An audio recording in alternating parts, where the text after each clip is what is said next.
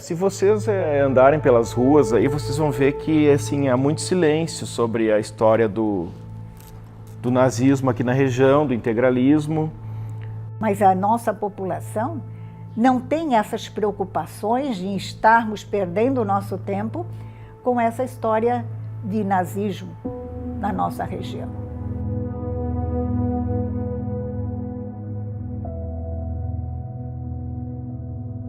O silenciamento evidencia um tabu, coisas que não foram trabalhadas.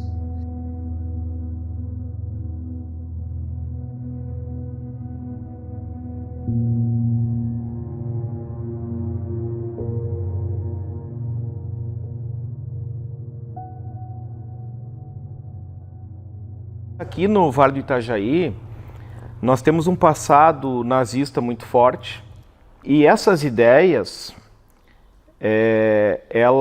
elas permaneceram ao longo do tempo, elas não foram desfeitas com o Estado Novo como se acreditava. O fato de ter sido criado o primeiro partido nazista, naquele momento, da década de 20 e 30, claro que a criação de um partido nazista estava diretamente relacionado com a imigração alemã, né? E lembrem-se que esses imigrantes dessa leva da década pós-Primeira Guerra Mundial vieram para se recompor e voltar. Porém, eles decidem ficar. A nossa região, quando eu disse aquele sentimento de germanidade, ficou.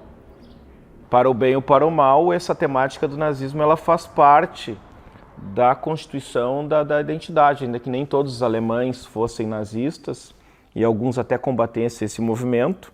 Eu acho que o grande problema é essa associação automática com a imigração alemã, né? E isso, ok, tem um fundo de verdade, mas só isso não se sustenta de forma alguma, né? E ao observar a Alemanha crescendo, saindo daquele caos, o que vocês acham? Eles vão admirar e vão defender quem? As ideias do nazi.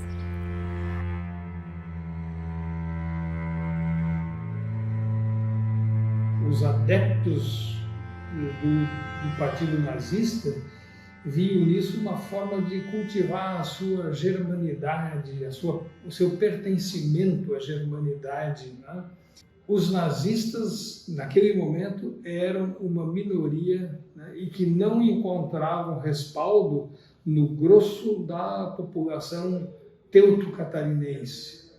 Muitas vezes, assim, os familiares desses nazistas, eles não querem, né, que vincule a família com esse passado, né? Então é um tema que causa um certo embaraço. Então, para alguém que não é de Santa Catarina e quer saber por que Santa Catarina tem tanto, né, em função de uma tendência à direita, politicamente à direita. Não, de novo, não pela questão imigratória. Claro que isso também tem um pequeno... Porque aí tem aquela questão do discurso eugenista, né? Mas é muito mais vinculada a uma direita, né, que saiu do armário, né? Nos últimos anos, em função dessa ascensão da extrema-direita, esse movimento reacionário ganhou maior relevância, assim, ele se mostrou com menos vergonha, digamos assim. Nós temos visto ultimamente nas mídias uma divulgação muito grande em relação porque tem um professor que tem uma piscina onde tem a suástica.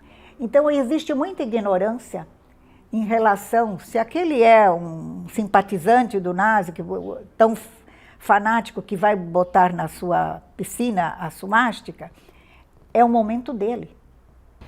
E aí no Brasil eu vejo hoje que se tenta normalizar essa visão racista, essa visão nazista, né? Tentando minimizar o assunto. Claro que há muita incompreensão sobre essa temática, mas nós tivemos um episódio aqui da Secretaria de Dona Ema, que a Secretaria estava com fotografias lá do passado nazista do município. Isso está fora do contexto, né? totalmente fora do contexto, era uma foto de época da imigração da alemã, e aí por causa de uma bandeira de um partido que existia na Alemanha na época que os imigrantes vieram para cá e fundaram o partido aqui, existiu o partido aqui, e aí foi todo descontextualizado, usado como argumento político.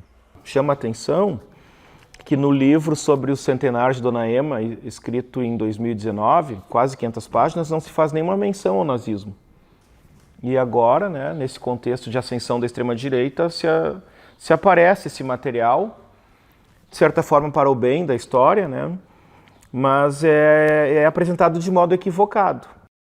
Que as pessoas têm algumas atitudes dessa doutrina, coisa assim, mas eles não se identificam como nazistas. Não, eu odeio nazismo e tal, mas as atitudes das pessoas representam coisas dos aspectos dessa doutrina, sabe? Não, eu não sou nazista, mas daí faz coisas assim, preconceito, não gosto de tal raça, tal, que é quase, vamos dizer, nazista, sabe? Claro, o nazismo é racista. Agora você tem racistas que não necessariamente são nazistas. A tendência é que as coisas se entrecruzem, né?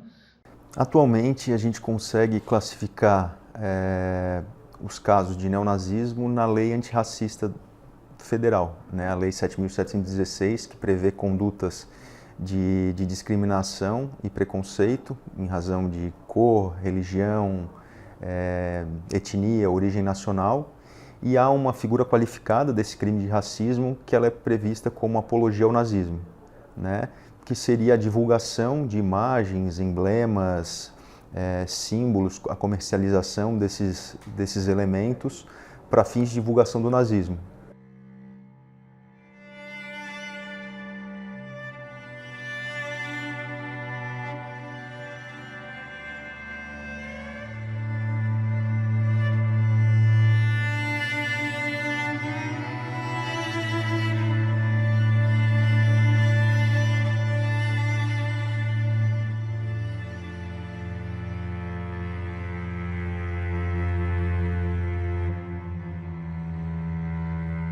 Consegui um trabalho bem rápido, né, que era o que eu estava procurando, até porque eu deixei a minha filha para buscar ela depois que eu tivesse estabilizada.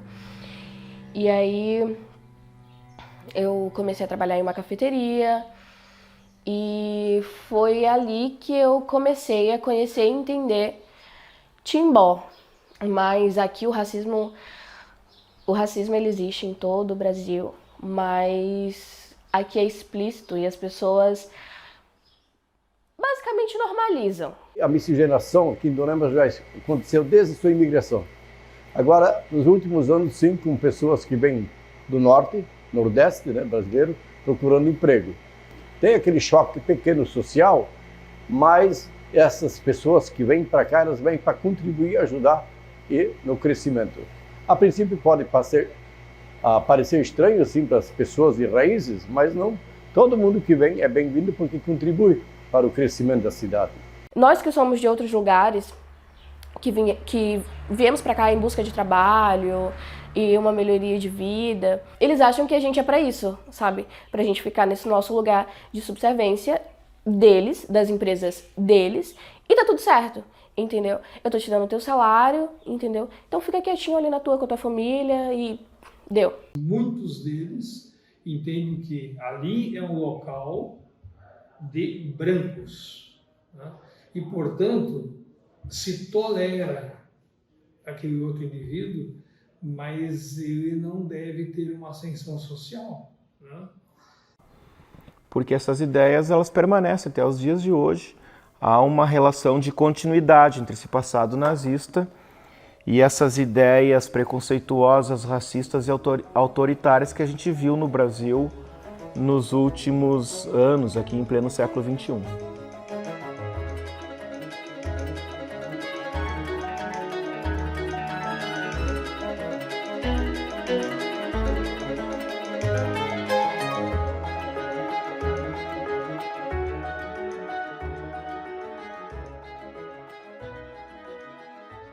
E o que a senhora acha da forma que a mídia está abordando esse assunto? Exagerada. Exagerada. Quanto mais você mexe, né, mais você traz à tona questões passadas. Hoje é fácil chegar numa TV ou num qualquer editorial sensacionalista ou no Facebook, outras coisas, e falar mal. Isso é ridículo, é patético. Tivemos aqui núcleos? Tivemos, não podemos negar. Mas passou. Muitos foram embora, outros já não estão mais na nossa dimensão. E é um novo tempo. A análise jornalística em cima desse tema, ela precisa separar e deixar bem claro, nesses casos, que nacionalidade, a etnia, hoje em dia, no mundo globalizado, não significa, né, e não pode ser associada a esse tipo de crime, a não ser que haja um fato concreto e absoluto que faça ligação com a etnia ou a nacionalidade com o crime cometido, né? Você acaba reduzindo, o município acaba reduzindo o estado todo e contribuindo para que essas comunidades acabem se fechando mais e não debatendo o assunto e não chegando na raiz do fenômeno. O jornalismo é considerado o quarto poder, né? Tem o executivo, o legislativo, o judiciário e o jornalístico, que ele é muito, existe muito temor em relação àquilo que um jornalista conta, né? Você sabe que era uma ideia nazista que o Hitler professava, dizendo que uma mentira contada 1000 vezes torna-se uma verdade. E o jornalista pode fazer exatamente isso, contar uma mentira, se ele quiser, e convencer as pessoas de que é verdade. Então, eu acho que um dos grandes desafios à cobertura é que esses casos ele demandam uma investigação que dificilmente pode ser feita por um jornalista. Porque esses grupos eles se articulam muito no submundo das redes e da Deep Web, e não é uma investigação que você consiga fazer sem ter poder de polícia, sem conseguir, de repente, ter uma decisão judicial para uma quebra de sigilo telemático, por exemplo, enfim. É um mapeamento muito especializado que depende necessariamente do poder de polícia. Muitas vezes até fazer um apontamento até crítico para o jornalismo, que a grande maioria acha que a divulgação de alguns símbolos, alguns elementos, pode estimular esses grupos, mas isso é justamente o oposto. Seria uma maneira de demonstrar que o trabalho repressivo está sendo feito e também de instruir a população de que certos símbolos e elementos também são utilizados por neonazistas no cometimento desses crimes, e uma maneira de realmente deixar a sociedade toda mais preparada para perceber esse tipo de ocorrência. A dificuldade de conseguir sensibilizar as pessoas a darem entrevista, mas ao mesmo tempo você fica com essa pulga atrás da orelha. Até que ponto eu vou estar expondo essa pessoa se eu contemplá-la numa reportagem, ainda que você não identifique, ainda que você use iniciais ou nomes fictícios, de repente um mínimo elemento que você faça constar ali possa identificar essa pessoa. Então é muito sensível para o jornalista e para as pessoas e para as fontes também. Eu estou dando a minha cara a tapa como uma das coordenadoras do Movimento Negro aqui na cidade de Timbó, falando tudo isso abertamente para vocês, mas não deixa de ser perigoso. Esse tema ele tem sido silenciado, e isso dificulta muito a pesquisa e a compreensão do tema, porque é uma história feita por muitos silêncios, né?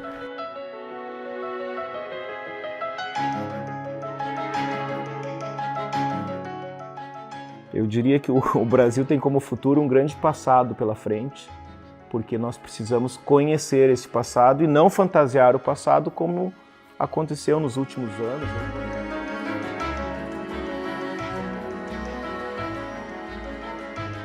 O que a gente pode fazer é mostrar que as pessoas não falam e fazer o questionário do porquê que as pessoas não falam, né?